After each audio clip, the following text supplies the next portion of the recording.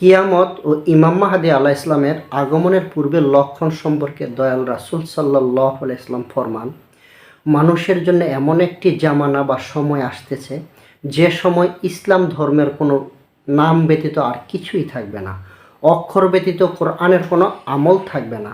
মসজিদগুলো হবে দালান কোঠায় সুসজ্জিত, এতে কোনো হেদায়েত থাকবে না। আলেমগুলো হবে আসমানের নিচে সবচেয়ে নিকৃষ্ট, আর তাদের থেকে ফেতনা বা সমাজে দাঙ্গা হাঙ্গামা, মারামারি কাটাকাটি সৃষ্টি হবে। সে ফেতনা তাদের উপর পতিত হবে। দয়াল রাসূল সাল্লাল্লাহু আলাইহি ওয়াসাল্লামের সেই দিনের বাণী আজ অক্ষরে অক্ষরে প্রতিফলিত। আল্লাহ রাসূল সাল্লাল্লাহু আলাইহি ওয়াসাল্লাম ফরমান, কিয়ামতের পূর্বে ইমাম মাহদীর আগমনের পূর্বের লক্ষণ ইয়াজুজ মাজুজ এবং দাজ্জালের আবির্ভাব হবে। এখন ইয়াজুজ মাজুজ কি? জীবাত্মার কুরিপুসমূহ এক প্রকার ইয়াজুজ মাজুজ। মানুষের মধ্যে জীবাত্মা যখন স্বেচ্ছাচারী হয়, তখন সে পরম আত্মা তথা আল্লাহর অনুশাসন অমান্য করে যে কোনো ঘৃণিত পাপের কাজে লিপ্ত হয়।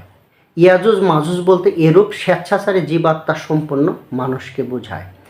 এই কুরিপু যখন মানুষের মনে প্রাধান্য বিস্তার করে, তখন সে খোদাদ্রোহী ও অত্যাচারী পাপিষ্ট পরিণত হয়। এরূপ ঘৃণিত পাপাত্মা ব্যক্তি তারা প্রত্যেকেই ইয়াজুজ মাজুজ। আর দাজ্জাল বলতে সর্বযুগে এবং সর্বকালে ধর্মদ্রোহী, কূটকৌশলী, মিথ্যাবাদী এবং প্রতারক দলনেতাকে বোঝানো হয়েছে। এছাড়াও যুগের আউলিয়া কেরামদের সাথে বিরুদ্ধচারণকারীরাও বর্তমান দাজ্জাল। দাজ্জালের ডান চোখ অন্ধ থাকবে। তাদের ডান চোখ অন্ধ বলতে বোঝায় এদের হেদায়েতের রাস্তা বন্ধ, অর্থাৎ এরা হেদায়েত পাবে না। আর ইমাম মাহদী আলাইহিস সালাম বলতে বোঝায় যে ইমাম মাহদী আলাইহিস সালাম আল্লাহ রাসূল সাল্লাল্লাহু আলাইহি ওয়াসাল্লাম কর্তৃক হেদায়েত প্রাপ্ত এবং ঐশ্বরিক ক্ষমতা সম্পন্ন মহামানব। হযরত ইমাম মাহদী আলাইহিস সালাম এসে দাজ্জাল, ইয়াজুজ মাজুজ এর প্রভাব ও শক্তিকে কাল্বিক শক্তির ধারা দুর্বল করে মাহাদিয়াতের তরিকা তথা মুহাম্মদী ইসলাম তরিকা কায়েম করবেন। মুহাম্মদী ইসলামের প্ল্যাটফর্মে একত্রিত করবেন এবং মানুষকে আশেকে রাসূল বানাবেন।